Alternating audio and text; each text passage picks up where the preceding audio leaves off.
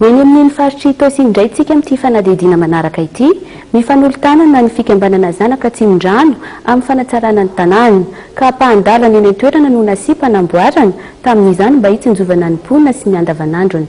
Fanadihadiana izy Islay sy Mamra Samuely.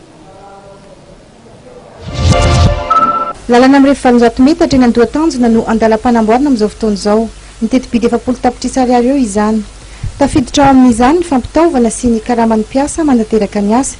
Vokatry ny fifanomezan-tanan'ireo mpikambana no ahafahana mitanteraka ny asa. Mizara telo ny fomba nitanterahana ny asa dia ny fanatarana, ny fanentsenana lavadavaka ary ny fandravikofana tara. Etsika ataon'ny zanaka Tsimondrano izay soroana Ambralahy eto tena.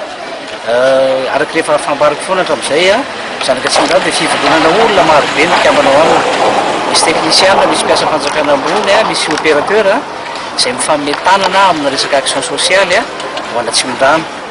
Dia ny atao etoerandroany zany zao dia rahana mahita hoe misy lalana izay tena efa farany izay ratsy mihitsy tetỳ amin'ny commune Andohatanjona commune Tosy.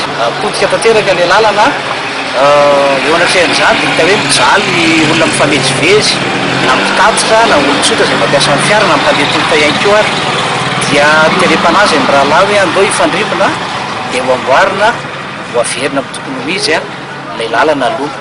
Maneho ny fahavononana hatrany ireo mpikambana na soa ny mpiara-belona aminy.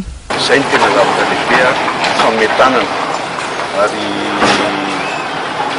ataoko fahofalina matsika vahoaka rehetrarehetra amin'izany satria ngeza be loatra ity zavatra atao ity zany milolotra amin'ilay fahavazana teo tena entana be mandeha amin'ity lalana ity.